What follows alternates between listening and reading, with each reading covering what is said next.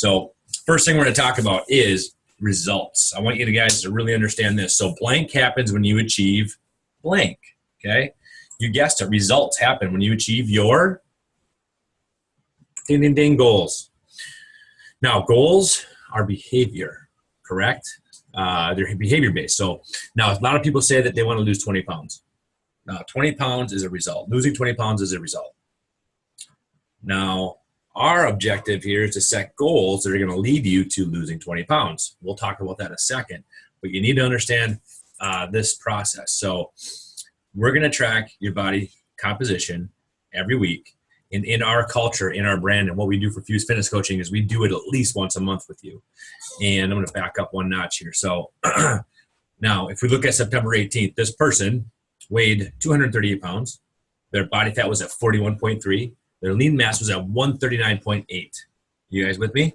Now, that is, I'm going to silence my phone here. That's just a benchmark. Okay, so every month, as you can see, we're checking in. So the next check-in, body fat went down to 36, lean mass went up to 144. Beautiful. Second check-in, lost body fat again, lean tissue went up again. However, let's highlight that third check-in, lean mass actually went down. That's a problem, okay? So that just shows that if people that are trying to lose weight oftentimes will lose lean mass, okay?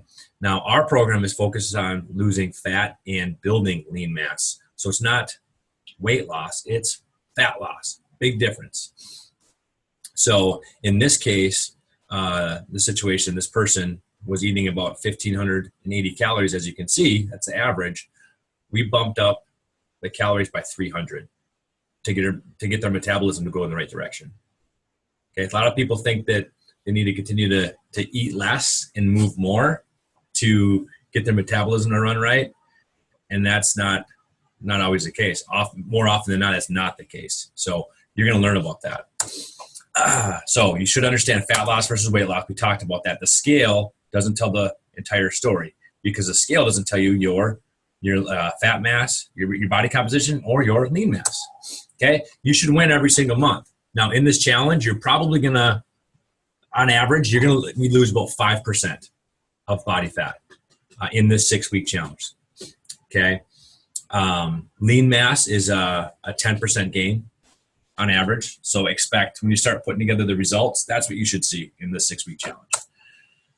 Now the scoreboard, like I said, the root of what we're trying to help you guys do in the physiological change your body should have is an increase in lean tissue or muscle and a decrease in fat. Okay. So if your program is not delivering that for you, if you're not increasing lean tissue and burning fat, that means we got to change something. If you don't change, you don't change. Here's what we need to change, okay? This is, in fact, the do angle of change. And notice it's not a typo, it's a do angle and not a triangle because these are things we do. Here's what it's comprised of. We have nutrition, exercise, supplements. These 3 things are the different goals that we help you set. So like I said, goals are behavior-based. If you achieve goals underneath these 3 categories, your goals, you're going to see a decrease in fat and an increase in lean tissue, right? Your metabolism is going to go up. You're going to have more strength. You're going to have more energy. Vitality and movement is also part of that. So a lot of us, some people want to be able to move better and enjoy retirement or, get down to the ground and play with their kids or grandkids and have energy like that. When you're able to do those things, it's measurable. Okay. So it's things that we can measure and game plan for. So this is our primary focus on when we go through the different categories. We're going to start with nutrition, and I'm going to talk about issues that people have with it. And you may relate to some of those things. Okay. Maybe not. Maybe you're a rock star with nutrition.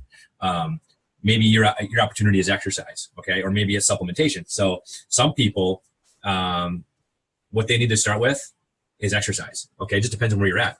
Some people they say, hey, don't talk to me about nutrition yet. I just need to start moving. Let me start moving first. And many times when you start moving and start exercising, that will change. It'll change the way you think. You'll start thinking different outside of that. So therefore, you'll start changing some nutrition behaviors and then supplements. So some people start with exercise and movement, and then they go to supplements because sometimes supplements can change the way you think.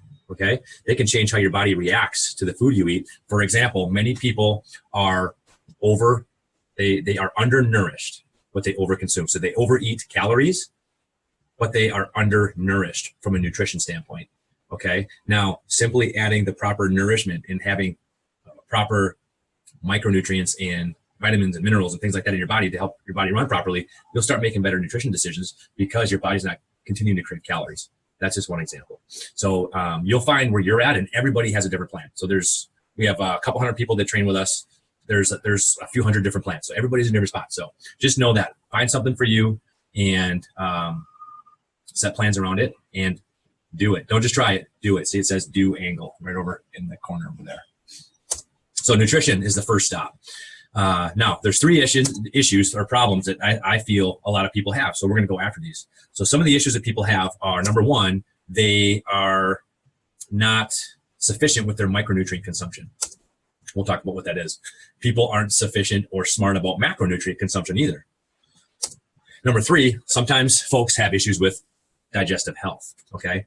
And we'll talk about all three of these things in some detail. And I'm thinking that most of you can relate to at least one or two of these things, maybe all of them. If you don't relate to them, maybe you know somebody that does. Send them this message. All right, so micronutrients are the chemical level of a lot of the foods that we eat. They're vitamins, they're minerals, they're things that we know that are vital for health.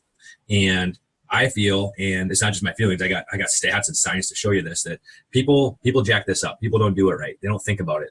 So I believe, and we believe at Fuse Fitness Coaching, is the best way to be healthy is to solve this micronutrient problem. Okay, and it's simply because one of my favorite sayings: a chain is no stronger than its weakest link. In life, after all, is a chain. And literally, if you may stunt your metabolic capacity by having poor micronutrient decisions. Okay, and we'll talk more about that here in a second. So that may stunt your growth from a metabolic standpoint. So to help you get your head wrapped around micronutrients, I'm going to talk about the Krebs cycle. It's a fancy diagram here. You don't need to know this, but what you do need to know is the Krebs cycle is a key pathway for cellular energy. It absolutely uses micronutrients. And this is just one metabolic pathway. So let's dive into this a little bit. So if you look at the top, choline, for example, is necessary, okay, for your body to make acetylcholine. Now, choline is something that you consume. If you don't consume enough choline, it's hard to make acetylcholine, and it's hard for your Krebs cycle to function properly, along with a lot of B vitamins that you see highlighted. Okay, so if you're deficient in some of these micronutrients, the Krebs cycle has a hard time operating properly. If the Krebs cycle has a hard time operating properly, your cells may lack energy. So your body's ability to have cellular energy may not be as efficient. Okay, and that's a problemo. Okay, and again, this is just one pathway. So to give you a bigger picture, this is the metabolic pathway of life. All right, so I'll hold this slide if you guys want to jot this down. I'll give you a second to do that. Just kidding. It's overly complicated and it's nuts. Okay, so life's complicated. There's no doubt that your metabolism requires a lot of things to get going. So it's important to really think about this concept. So I'm going to dive a little bit deeper into actually talking about some guidelines here. So this is a chart from the 2015 Dietary Guidelines Advisory Committee, brought to you by the U.S. Department of Agriculture. It's on the shortfall of nutrients that Americans have. This chart's kind of, I'll talk you through it. It's not super simple to understand, but it's percentage of less than estimated average requirements. Okay, so potassium, for example, most people are 97% less than the estimated average requirements. And notice I said average requirements. Personally, I don't want to be average.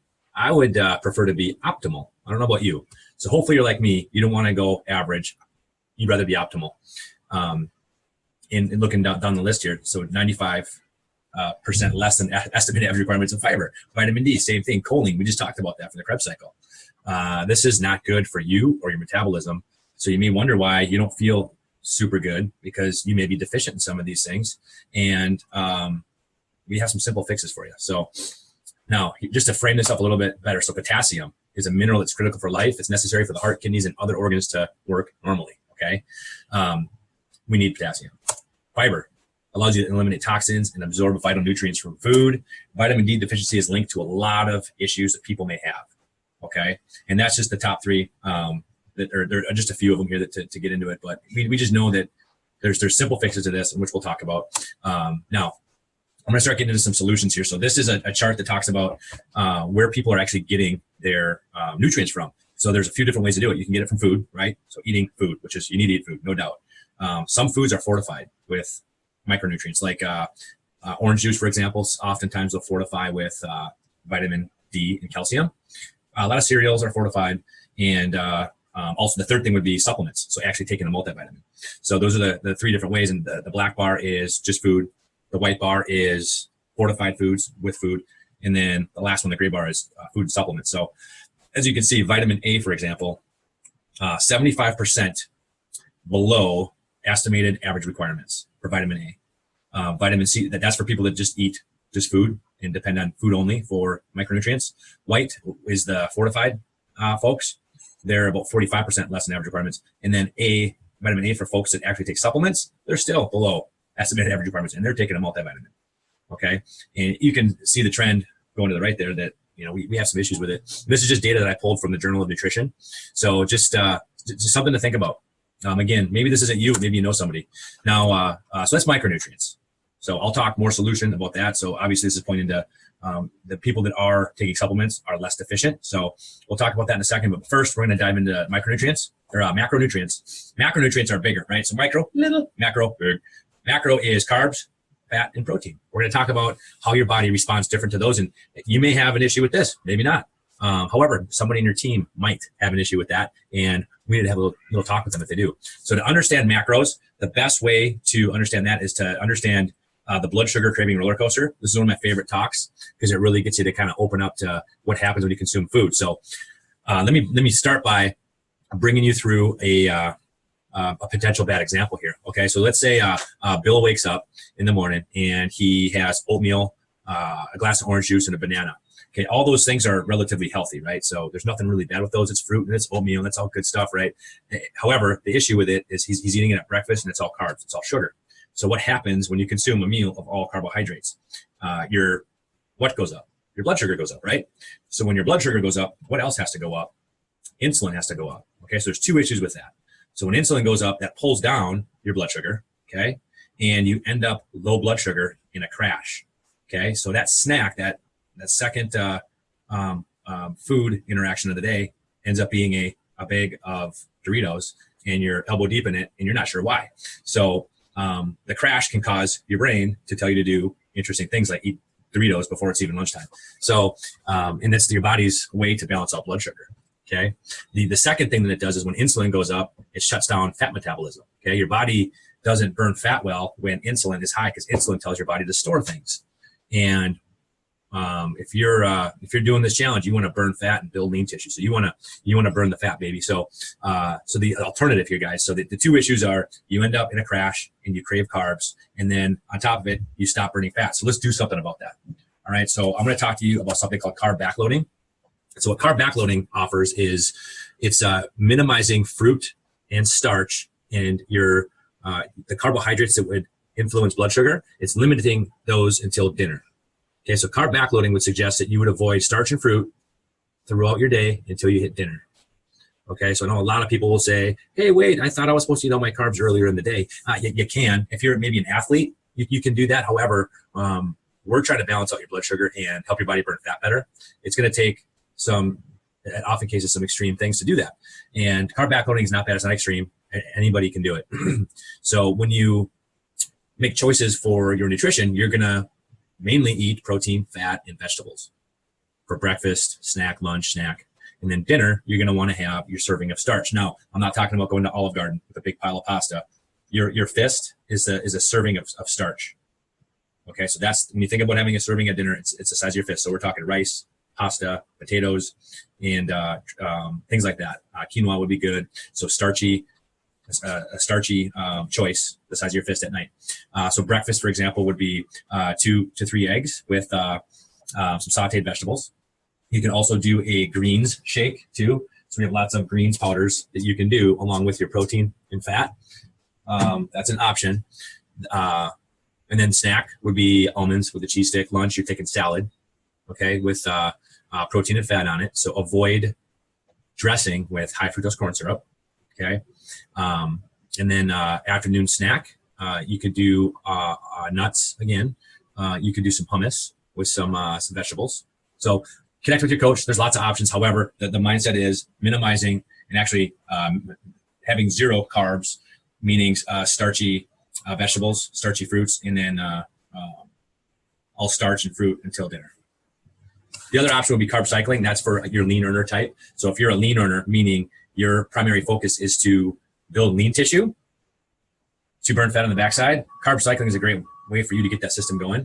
We've talked about carb backloading and carb cycling. Hopefully you guys get a good, at least an idea of what that is. If you want more information on that, reach out to your coach or message me and we'll get you connected. Great tools to help you burn fat and build while still building lean tissue. Okay, so the next topic is digestive health and absorption. So this is super important because if you can't properly consume micronutrients, then the point of consuming them is missed. Okay, so if your digestive system isn't delivering to your cells via absorption, then we're missing it. Also with the macro level, if your GI system, your digestive system just isn't working properly, we're not going to get full benefit from the foods you eat as well. So some issues that could contribute to poor digestive health would be certain antibiotics, a lot of antibiotics, and then certain medications. So high stress, poor diet with low fat or high fat, low fiber diets. Again, fiber helps the absorption of nutrients.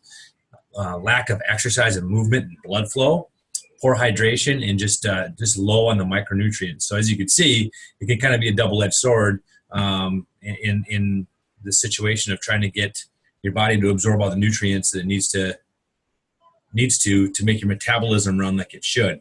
So this is something to consider. So if you feel you're one of these people that may have some issues with digestion or absorption, pay attention because we have solutions. So I'm going to start with your macros.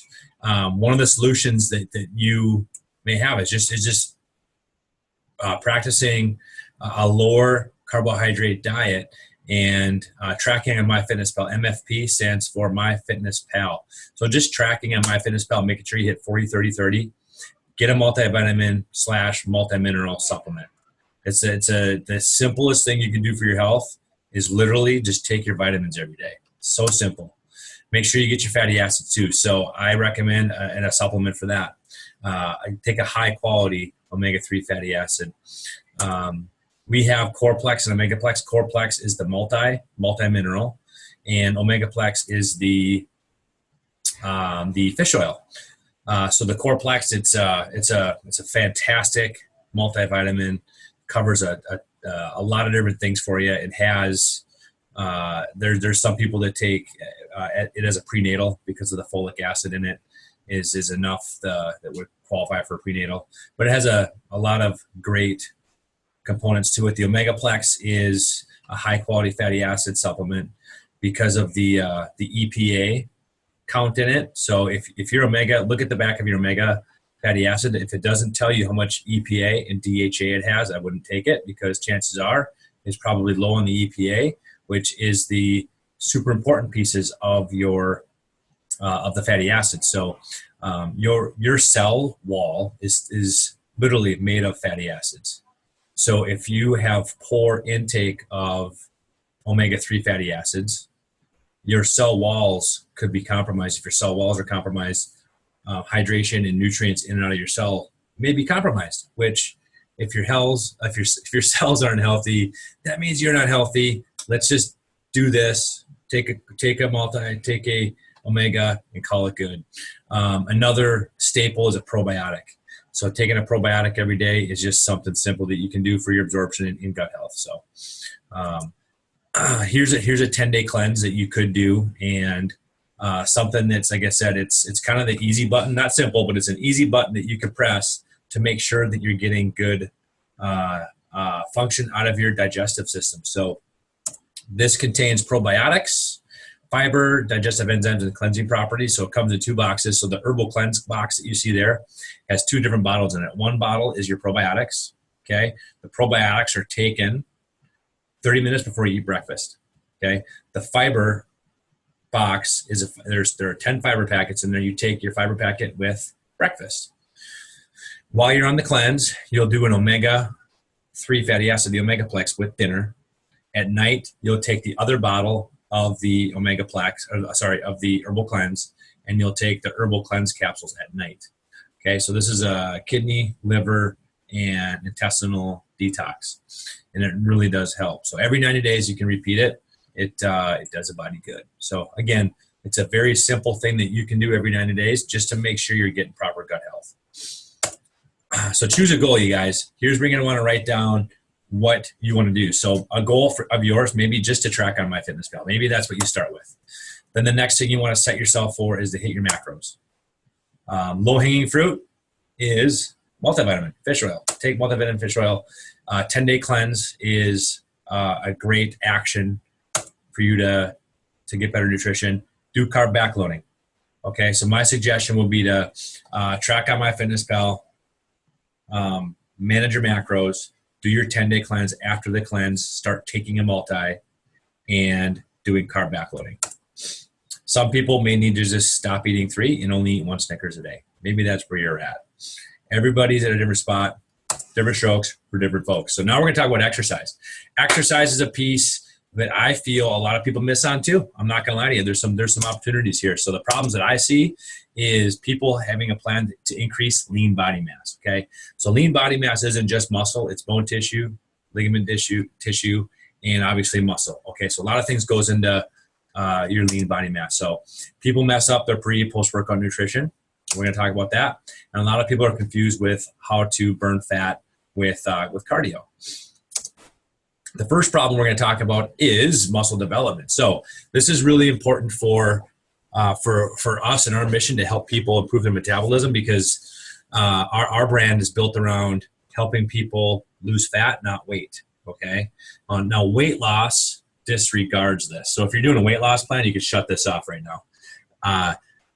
This is what makes us help you burn fat and build lean tissue.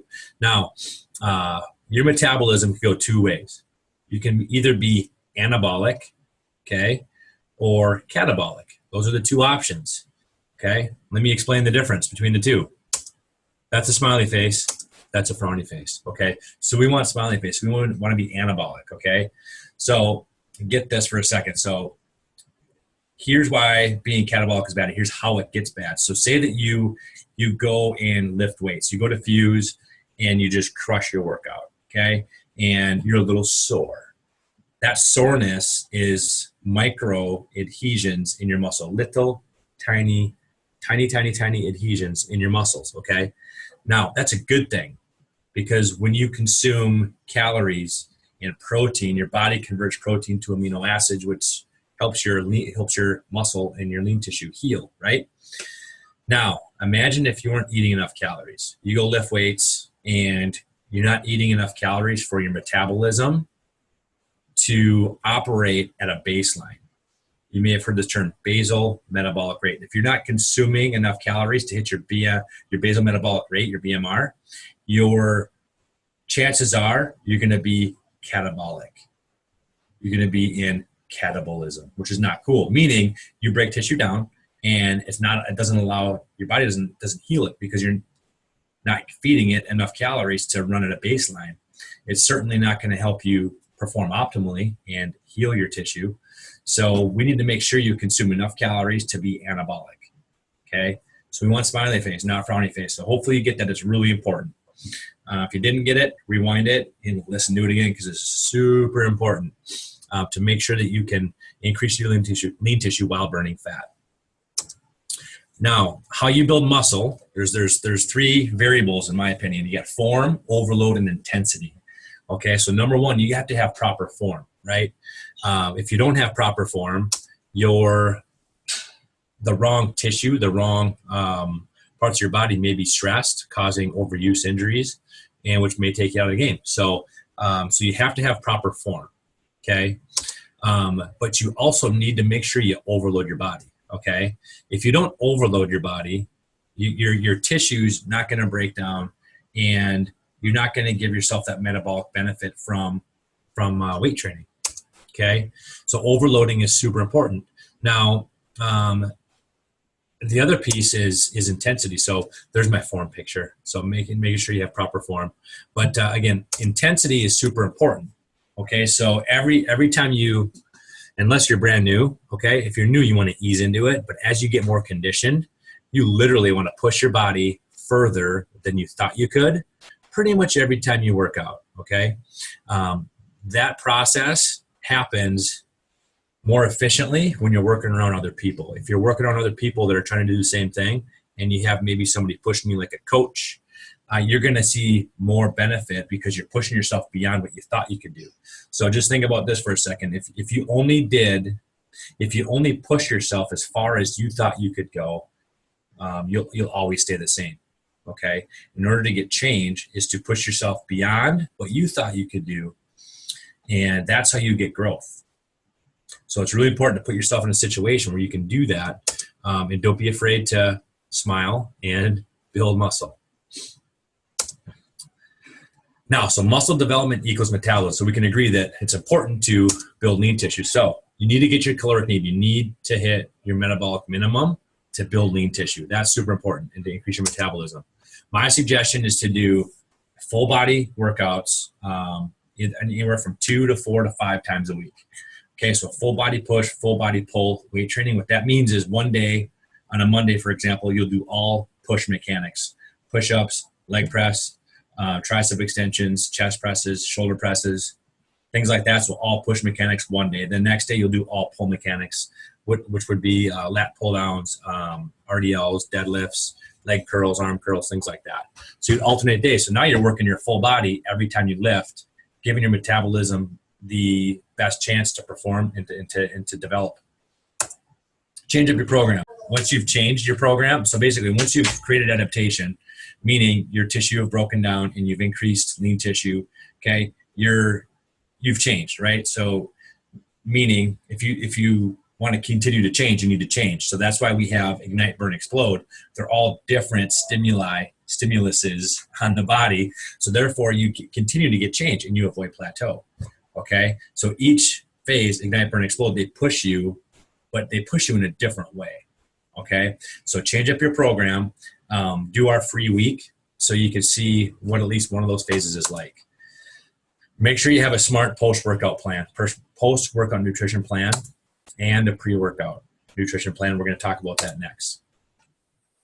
All right, guys, now we're ready to talk about pre and post weight training nutrition. Okay, this is mainly for post lifting, not so much post cardio. Post cardio, I suggest eating normal food, and I think after I talk about this, you'll understand why, and why it's important to think about having a liquid protein / post workout shake. So the difference is with normal food. Food is yummy. Food is good. Food is good for you. I recommend it. However, with food, like you see here, chicken breast and a salad, yummy. So this is going to have fiber and fat in it. Okay, so fiber and fat slows down your digestion of your protein. So your amino acids from the protein take longer to break down. Whereas when you do liquid, that really breaks down much faster. So you get quicker absorption out of a liquid style protein, a good one anyway. And so the other thing is, the first thing is easy digestion of your protein. The second thing is so people need starch too. So after you lift, having starch or some carbs in your shake are important for your body to fully digest things, to fully absorb things. So, and there's 2 different ways to take that. So we're going to first talk about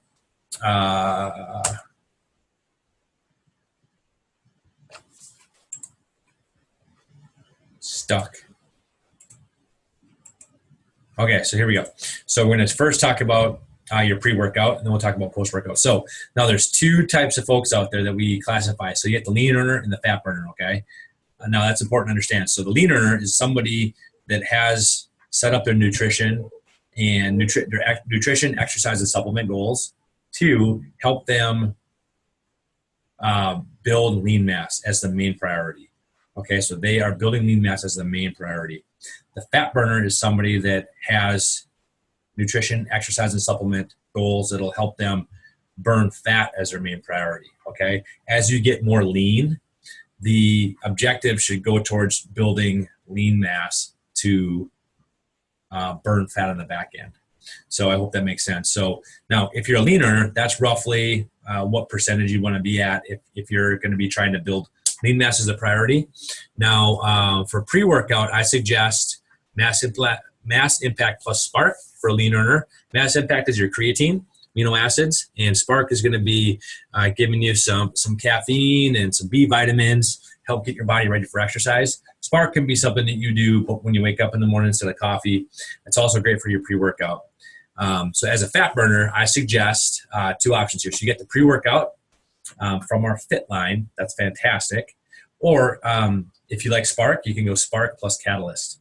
That's a great pre-workout. Both of these, you do 30 minutes before your workout on an empty stomach. So it's really important you have empty stomach on this so you get full absorption.